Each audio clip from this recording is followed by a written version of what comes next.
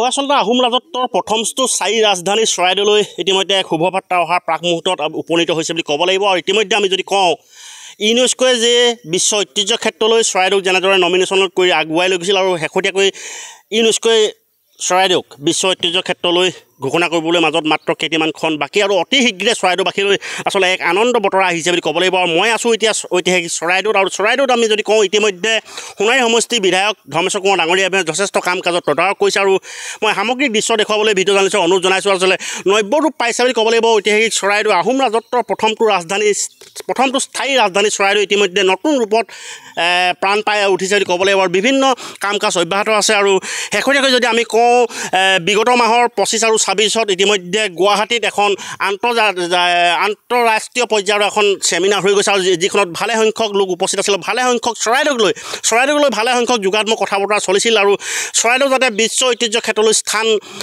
তেওঁলোকে ল'ব পাৰে, চৰাইদেউক যাতে বিশ্ব ঐতিহ্য ক্ষেত্ৰলৈ ৰূপান্তৰিত কৰিব পাৰি, তেনে এটা পদক্ষেপো লোৱাৰ নিশ্চয় এটা পোষকতা উক্ত চেমিনাৰখনত হৈছিল। আৰু এটা কথা ক'ব লাগিব যে আগন্তুক জুলাই মাহত ইতিমধ্যে ইউনেস্কোৰ যিখন বিশেষ অধিৱেশনখনি ইতিমধ্যে ভাৰতৰ দিল্লীত অনুষ্ঠিত হ'ব। আৰু তাৰ প্ৰয়োজনীয় সকলো আচলতে যাৱতীয় প্ৰস্তুতি ইতিমধ্যে আৰম্ভ হৈছে। আৰু অতি শীঘ্ৰে চৰাইদেউবাসীয়ে এটি শুভবাৰ্তা পাব বুলি ক'ব পাৰি। আৰু এই ক্ষেত্ৰত আচলতে সোণাৰী সমষ্টিৰ বিধায়কগৰাকী যথেষ্ট তেওঁ প্ৰচেষ্টা আছিল, যথেষ্ট আশা আছিল চৰাইদেউক লৈ। আচলতে কেনেদৰে চৰাইদেউক আমি বিশ্বৰ বুকুত জিলিকাই তুলিব পাৰোঁ তাৰ ক্ষেত্ৰত যথেষ্ট তেওঁ ভূমিকা আছিল। আৰু পোনে মই বিধায়কগৰাকীৰ ওচৰলৈ গৈছোঁ। সৰ্বপ্ৰথমে আপোনাক ND24লৈ স্বাগতম জনাইছোঁ। যথেষ্ট আপোনাৰ হেঁপাহ, যথেষ্ট ত্যাগ, তাৰপাছত চৰাইদেউবাসীয়ে এটা ভাল খবৰ লৈ অধীৰ আগ্ৰহে বাট চাই আছে। প্ৰথমটো প্ৰতিক্ৰিয়া কি হ'ব আপোনাৰ? আমাৰ 600 বছৰ ৰাজত্বৰ যি আহোম ৰজাসকলৰ মৈদামস্থলী এই চৰাইদেউক লৈ আমাৰ অসমীয়া জনজীৱনৰ লগত আমাৰ চৰাইদেউৰ ওতঃপ্ৰোত সম্বন্ধ আছে।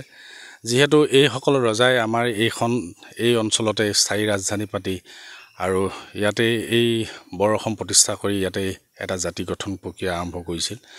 তেখেতসকলৰ সমাধিস্থলী আজি ইউনেস্কোৰ পাবলৈ অন্ততঃ আৰু কেইখোজামান বাকী আছে। গতিকে ইউনেস্কোৰ আজি আমাৰ এই চৰাইদেউক ল'বৰ কাৰণে যিখিনি প্ৰস্তুতি আগবঢ়াব লাগে আমাৰ অসম চৰকাৰ, ভাৰত চৰকাৰে সকলোখিনি কৰি শেষ কৰিছে বুলি ক'ব লাগিব। আৰু এতিয়া যোৱা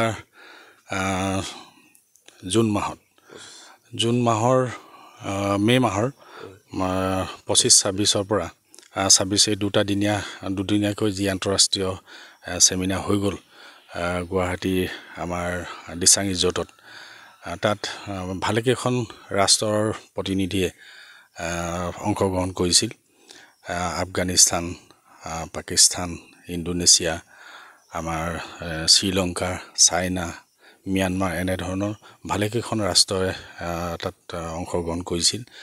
আৰু তেখেতসকলৰ যিখিনি আমাৰ অসম চৰকাৰৰ আমাৰ বিভাগীয় বিষয়াসকলৰ আহ্বান, অসম চৰকাৰৰ আহ্বান তেখেতসকলৰ ওচৰত আৰু ভাৰত চৰকাৰৰ আহ্বান আছিল যাতে আমাৰ যি চৰাইদেউৱে ইউনেস্কোৰ ৱৰ্ল্ড হেৰিটেজ হিচাপে ইউনেস্কোই ঘোষণা কৰিব লাগে, তাৰ প্ৰতি তেওঁলোকে সঁহাৰি জনাইছে বুলি আমাক অফিচিয়েলি গম পাইছোঁ। কিন্তু কিমান দূৰ আগবাঢ়ে সেইখিনি মই সঠিক ক'ব নোৱাৰিম, আমাৰ অফিচিয়েলি তেখেতসকলে জানিব।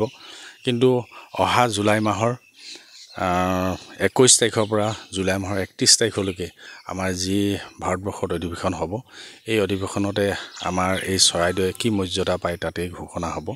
গতিকে আশা কৰিছোঁ আমি সকলো চৰাইদেউবাসীৰ লগতে অসমবাসীৰ লগতে সমগ্ৰ ভাৰতবাসীয়ে যাতে চৰাইদেউৰ এটা মৰ্যাদা পায়, বিশ্বৰ দৰবাৰত এই চৰাইদেউ প্ৰতিষ্ঠা হয়, যাতে 600 বছৰ ৰাজত্বৰ এই অস্তিত্ব যাতে জিলিকি থাকে সুদূৰ ভৱিষ্যতলৈ বিশ্বৰ দৰবাৰত, তাকে আমি আশা কৰিছোঁ। হয়, এয়া আছিল তেওঁৰ মন্তব্য। এটা কথা ক'বলৈ যে অশেষ ত্যাগ, অশেষ পৰিশ্ৰম, অশেষ আশালৈ আচলতে চৰাইদেউবাসী আজিৰ তাৰিখত আশালৈ যথেষ্ট তেওঁলোক আগ্ৰহী হৈ আছে। সমগ্ৰ চৰাইদেউবাসী এটা হেঁপাহ, আচলতে চৰাইদেউবাসী এটা ইচ্ছা যাতে চৰাইদেউ বিশ্ব ঐতিহ্য ক্ষেত্ৰলৈ ৰূপান্তৰিত কৰিব পৰা যায়। আৰু মোৰ লগত আৰু এজন স্থানীয় ব্যক্তি উপস্থিত আছে, তেখেতৰ পৰা কিছুমান কথা জানিবলৈ চেষ্টা কৰিম। যিহেতু নেকি যথেষ্টখিনি ত্যাগ কৰা হ'ল, যথেষ্টখিনি পৰিশ্ৰম কৰা হ'ল, চৰাইদেউক লৈ আচলতে সপোন দেখা হ'ল। আজি সপোনটো আচলতে সাকাৰ ৰূপলৈ আগবাঢ়িছে। প্ৰথমটো প্ৰতিক্ৰিয়া কি হ'ব? আপুনি চৰাইদেউবাসী হিচাপে প্ৰথমটো প্ৰতিক্ৰিয়া কি হ'ব? চৰাইদেউ আমাৰ মান, চৰাইদেউ আমাৰ স্বাভিমান, চৰাইদেউৰ লগত আমাৰ সম্পূৰ্ণ জাতি, কৃষ্টি, সংস্কৃতি, সম্পূৰ্ণ ঐতিহ্য জড়িত আছে। আমি জানো যি জাতিৰ ঐতিহ্য নাই সেই জাতিৰ ভৱিষ্যতো নাই। গতিকে এয়াই আমাৰ ঐতিহ্য। ইয়াক আমি ৰাখিব পাৰিলে আমাৰ মানে কৃষ্টি সংস্কৃতি আমাৰ জাতি মানে সত্তা জীয়াই থাকিব। সেইকাৰণে এই উপলব্ধি আমি কৰিছিলোঁ আৰু সেইকাৰণে চৰাইদেউক আমি বিশ্বৰ মানদণ্ডলৈ লৈ যাবৰ কাৰণে অহৰহ প্ৰচেষ্টা ৰাখিছিলোঁ। আৰু এই প্ৰচেষ্টাৰ ভিতৰত 2014 চনত সেই সময়ৰ অবিভক্ত শিৱসাগৰ জিলাৰ DC মীনাক্ষী সুন্দৰম ছাৰৰ তৎপৰতাত আমাৰ চৰাইদেউ ৱৰ্ল্ড হেৰিটেজৰ টেণ্টেটিভ লিষ্টত নামটো অন্তৰ্ভুক্ত হ'ল। আৰু ইয়াৰ যিটো আন্তঃগাঁথনি উন্নয়নৰ প্ৰক্ৰিয়াটো 2019 চনৰ পৰা ইয়াৰ প্ৰক্ৰিয়াটো আৰম্ভ হৈছে, ফুল চুইঙত আৰম্ভ হৈছে। ইয়াত আমি বিশেষকৈ আমাৰ ইয়াত মানে জড়িত চেণ্ট্ৰেল আৰ্কিঅ'লজি যিটো আমাৰ ASI বুলি কোৱা হয় আৰু ষ্টেট আৰ্কিঅ'লজি দুইটা ডিপাৰ্টমেণ্টৰ লগতে আমাৰ অসম চৰকাৰ আৰু আমাৰ ভাৰত চৰকাৰৰ মুৰব্বীসকলক আমি ধন্যবাদ দিব লাগিব। আৰু ইয়াত জড়িত বিশেষকৈ যিসকল ব্যক্তি আছে তেওঁলোকক ধন্যবাদ দিব লাগিব। আৰু এই প্ৰচেষ্টাত তেওঁলোকে যি ধৰণে চেষ্টা কৰিছে, এতিয়া আমাৰ আশানুৰূপভাৱে সেই প্ৰচেষ্টা আগবাঢ়ি গৈছে। আমি খুব সোনকালে অহা জুলাই মাহৰ শেষাৰ্ধত হয়তো এটা ভাল ৰিজাল্ট পাম বুলি অধীৰ আগ্ৰহে বাট চাইছোঁ। আৰু যিটো আমাৰ আইকমছে যি প্ৰতিনিধি আহিছে, তেওঁ ইতিমধ্যে ইয়াত ভিজিট কৰি গৈছে, ইয়াৰ পৰা তথ্যসমূহ সংগ্ৰহ কৰিছে। আমি আশা ৰাখিছোঁ তেওঁ পজিটিভভাৱে লৈছে আৰু সেই অনুসৰি আমাৰ চৰাইদেউ অতি সোনকালে এটা বিশ্ব ঐতিহ্য ক্ষেত্ৰ হিচাপে পৰিগণিত হ'ব। এয়া আমাৰ সকলোৰে ৰিকুৱেষ্টো আছে মানে যাতে আমাৰ চৰাইদেউক সুদৃষ্টি প্ৰদান কৰি এটা মাত্ৰা প্ৰদান কৰে। হয় আচলতে যথেষ্ট কথা ব্যক্ত কৰিছে। ইতিমধ্যে আমি যদি কৈছোঁ, পূৰ্বতে আমি উল্লেখ কৰিছোঁৱে, হয়তো জুলাই মাহৰ শেষাৰ্ধত হয়তো চৰাইদেউক বিশ্ব ঐতিহ্য ৰূপে ঘোষণা কৰা এটা স্থল আছে। আৰু এই বিষয়ৰ সন্দৰ্ভত সোণাৰী সমষ্টি বিধায়ক ধৰ্মেশ কুঁৱৰ ডাঙৰীয়া হওক বা চৰাইদেউবাসীয়ে তেওঁলোকে যথেষ্ট আশা প্ৰকাশ কৰিছে।